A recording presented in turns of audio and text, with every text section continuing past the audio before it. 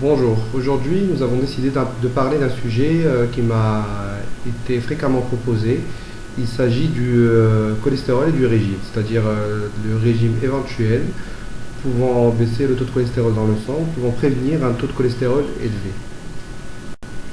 Donc si on veut diminuer son taux de cholestérol, il faut bien sûr surveiller de l'alimentation.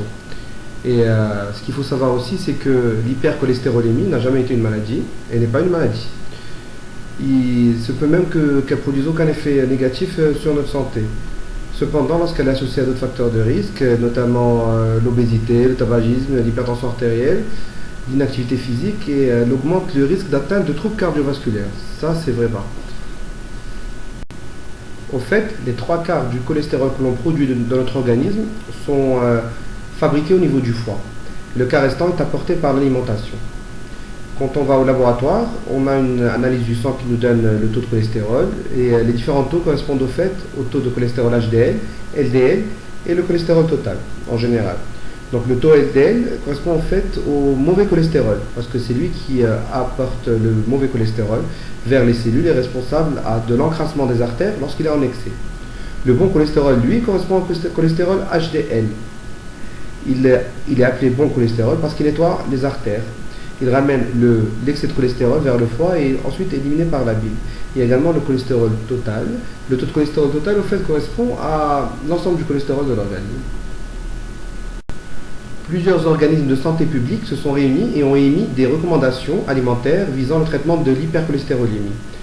Nous vous présentons dans ces diapositives les recommandations qui sont basées sur les conclusions de ces comités d'experts. Ce qu'il faut faire bien sûr, c'est diminuer l'apport en matière grasse totale. On parle de 75 grammes au maximum pour les femmes et de 95 grammes au maximum pour les hommes.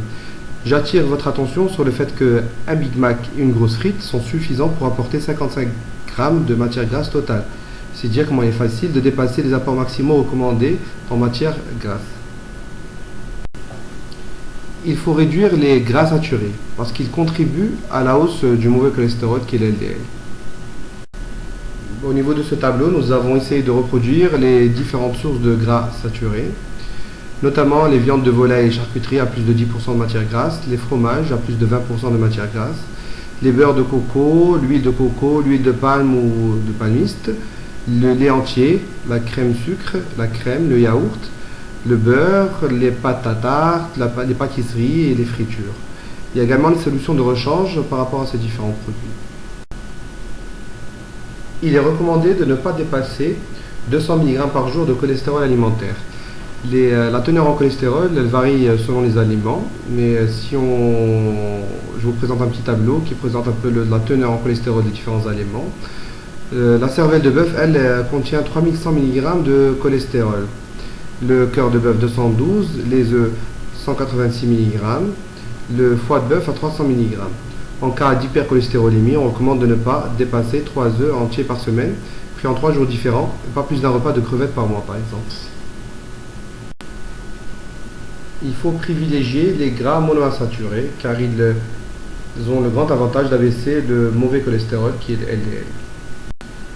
Les meilleures huiles pour la cuisson pourraient correspondre pour les sautés légers à l'huile d'olive extra vierge, pour la friture à l'huile d'arachide.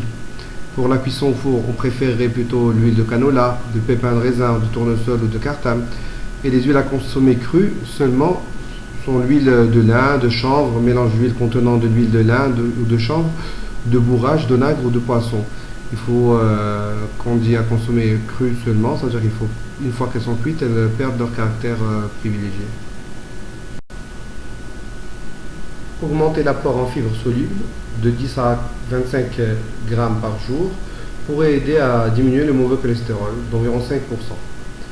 Les fibres solubles au fait se lient au cholestérol dans l'intestin et empêchent son absorption. De plus, elles produisent des acides gras libres à chaîne courte qui limitent la production de cholestérol par le foie. Il est donc important d'en consommer beaucoup.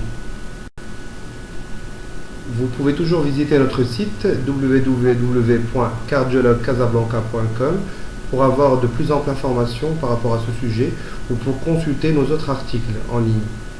Merci.